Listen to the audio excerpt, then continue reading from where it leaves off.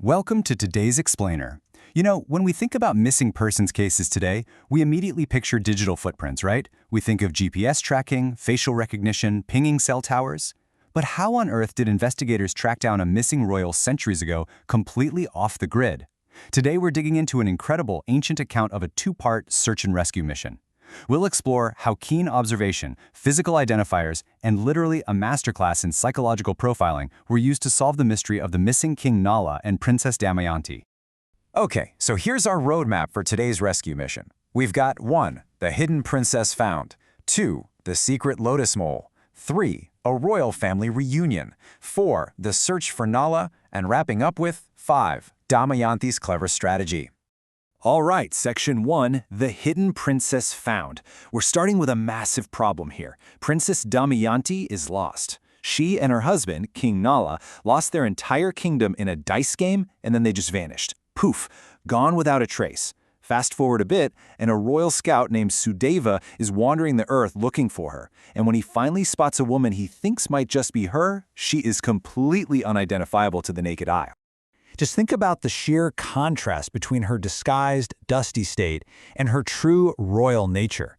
To the rest of the world, she's just covered in dust, totally careless of her appearance, literally just another anonymous face in the crowd.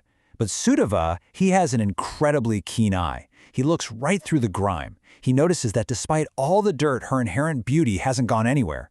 To him, she's goddess-like. Her true form is still shining like gold. You really have to appreciate Sudeva's deduction here. He uses this profound, almost poetic logic to spot her true value hidden right there beneath the surface.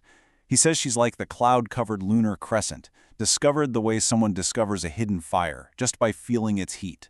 It's a totally brilliant piece of ancient profiling. He's recognizing her not just by obvious physical traits, but by the undeniable aura of who she truly is. Section 2, the secret lotus mole. Now, as beautiful as Sudeva's intuition is, let's be real. Intuition alone doesn't hold up when you're trying to definitively prove the identity of a missing royal. He needs undeniable, rock-solid proof to convince the family she's currently living with. Basically, he needs an ancient biometric scan. And that brings us to the crucial piece of evidence, the hidden lotus mole. Sudeva reveals that Damayanti has this excellent birthmark right between her eyebrows, shaped perfectly like a lotus.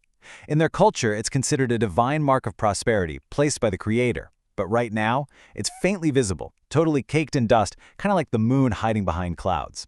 But this is the smoking gun, guys. It perfectly confirms she is indeed the missing Damayanti. It's a unique physical identifier that absolutely no disguise can truly erase. Section 3. A royal family reunion. Once this physical evidence is presented, the whole vibe of the story rapidly shifts. We go straight from a quiet, careful investigation to a completely explosive, deeply emotional homecoming. This undeniable proof kicks off a really rapid chain of events.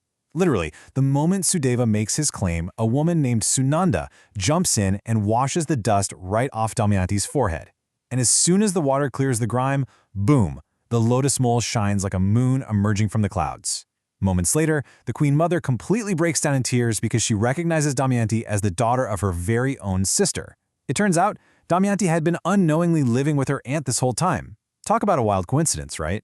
Shortly after this huge, tearful embrace, Damayanti is super grateful, but she makes her priority crystal clear. She needs to get back to her children at her father's palace. So, soon enough, she's placed in a handsome litter, given a massive armed escort, and sent back home to her father, King Bhima of the Vidarbhas. And King Bhima he is so overjoyed by his daughter's safe return. He rewards the scout, Sudeva, with 1,000 kine, that is 1,000 cows, folks, plus immense wealth and an entire village just for solving the mystery. To put that into perspective, that is a massive, life-changing royal bounty for a successful rescue operation. Moving on to Section 4, the search for Nala. So Damayanti is finally safe, she's surrounded by her family, reunited with her kids, but we have to immediately pivot to the second, honestly much harder problem. King Nala is still missing out there somewhere. Now you might think Damayanti would want to take a breather after everything she's been through. No way. After spending literally just one single night resting from her fatigue at her father's mansion, she is back to work. She goes straight to her mother and begs her to initiate a search for her husband, declaring they absolutely must endeavor to bring back Nala, that hero among men. King Bhima totally agrees, and the scale of the search they launch is just massive.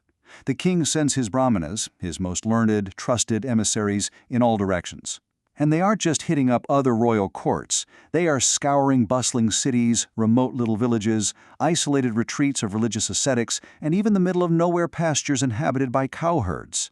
They are turning the entire world upside down. Section 5. Damayanti's clever strategy. But here's the thing.